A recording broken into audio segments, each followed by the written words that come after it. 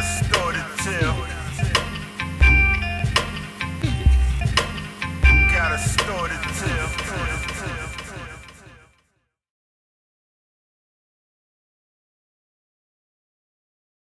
I'd like to be a novelist, but I'd also like to have separate jobs next to that. Like, I wouldn't mind anime drawings, stuff like that. I can't always say that I share all my dreams and kind of aspirations with my children. I do. I think I'm generally quite, he might disagree or hopefully will agree with me, but I am quite honest about what I'm trying to achieve. And it's just the two of us in the house, so sometimes you need to have someone to talk to when you come home. So my future plans, yeah, I'm quite vocal about them and I share them. Maybe sometimes a bit too much, but I explain exactly what I'm trying to achieve. And I think the reason why is because it's important for him to know why I'm trying to achieve them and what my goals are. So he knows what it's like to set a goal and then work towards it and then hopefully achieve it. Or if they're not achieved, why haven't they been achieved? So I think the more I explain to him about what I want to do, and he then hopefully sees that hopefully sticks with him, and then he thinks, right, okay, I can achieve stuff as well. This is, I saw my dad doing that, and he pushed himself, and hopefully he will then learn that same thing and try to do the same thing as well. I try to. I think as far as sharing them, I just try and just live them out and make sure it's very intentional, very visible. No. No, I don't share my dreams and my future for my children. I help them to establish their own dreams. My dreams are my dreams, and I will strive to achieve them to the best of my ability. There's no point burdening my children with my dreams when they need to have dreams of their own. What's the point? Being an author started when I was quite young, like 4 years old. Started writing books with Dad, like made my own version of Three Little Pigs and other stories. And when I was around 9 years old, my cousin Gabriel told me about this anime cartoon called Dragon Ball Z. So after a while I got to watch Dragon Ball Z, and I really liked how they drew some of the stuff, and I started looking in the anime, and I found that I was quite good at it, so I started drawing anime. We always share and have conversation about our dreams and plans.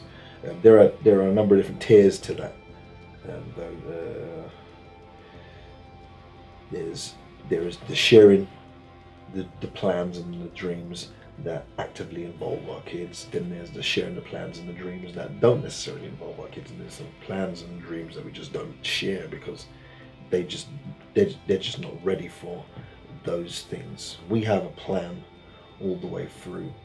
I would discuss myself and Jeanette. We call it the life plan, and that's the stuff that doesn't necessarily actively involve the kids. But then we also have the other set where we created life plans, and so they're actually here. I probably do it piecemeal, little bit by little bit. I think that probably my work and other commitments probably don't allow me to do it as often as I would like to. But I think that what I have been able to do more so in recent years is it's the time of quality. And when I've had that quality time with them, I've been more aware of speaking to them in broader terms of what I want to do and trying to form a picture for them to basically, help them with their aspirations as well.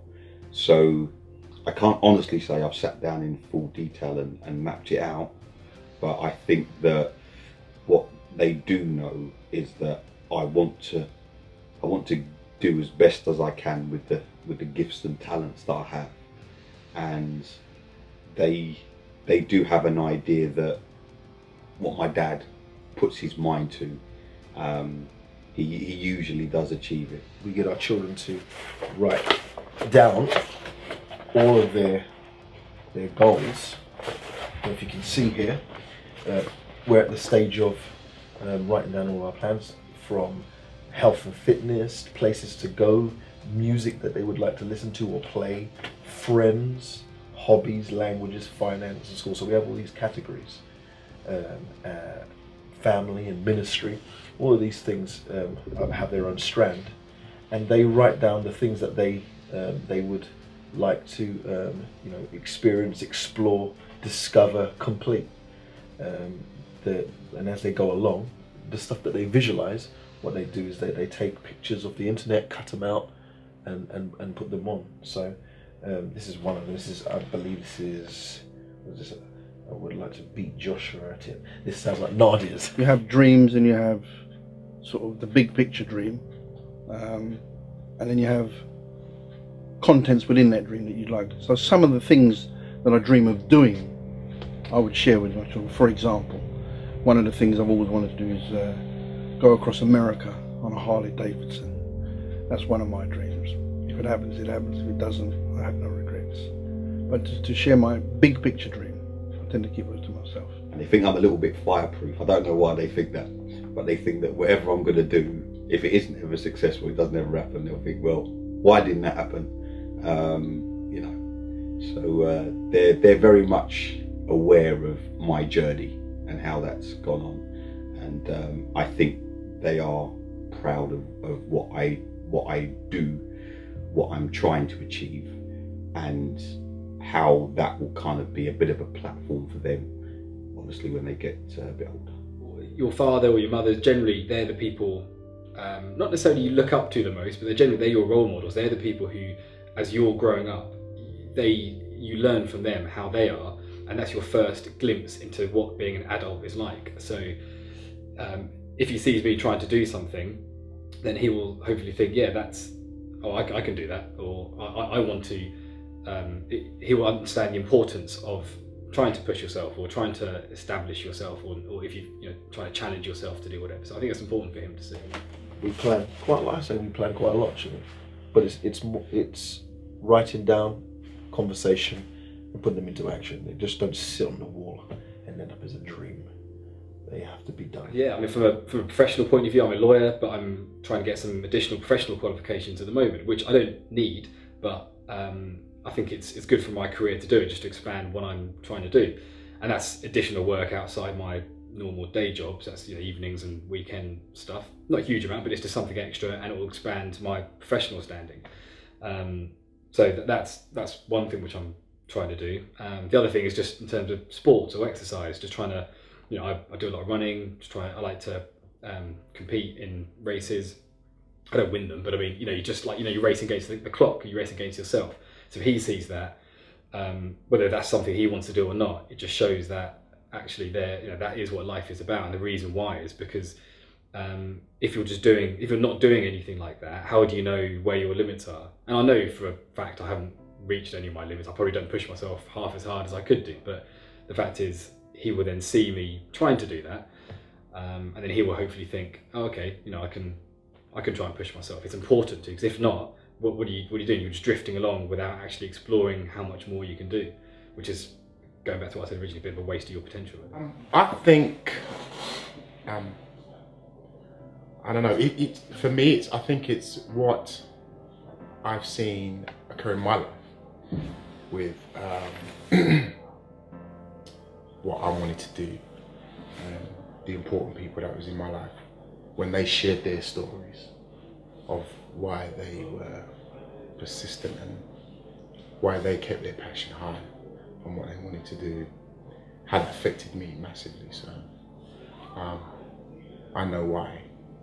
It's majorly important that you share your dreams and the reason why. For me, from time to time, not all the time, but I'd always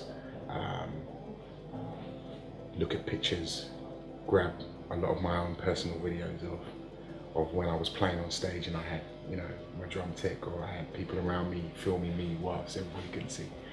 And then I take that stuff up and I show the kids.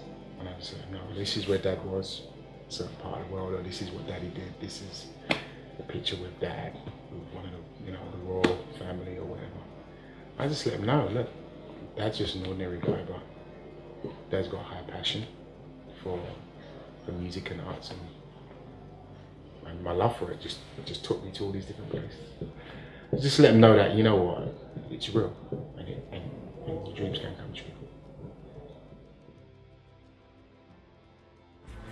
These shows are played literally every day, and this kind of drums into our heads what we think a dad should look like. American Dad shows you what the typical American father should look like. Family Guy shows you that you can kind of be any kind of idiot and have offspring. It doesn't really matter how you behave, you can have offspring and still be called a family guy.